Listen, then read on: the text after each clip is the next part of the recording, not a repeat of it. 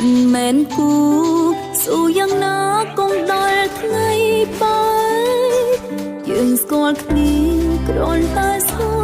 គាល់ហើយផ្ដល់មេរៀនផ្លាយជួបឬបាយបណ្ដោយតាមនឹងទៅចុងបើបែកបានក៏បែកទៅ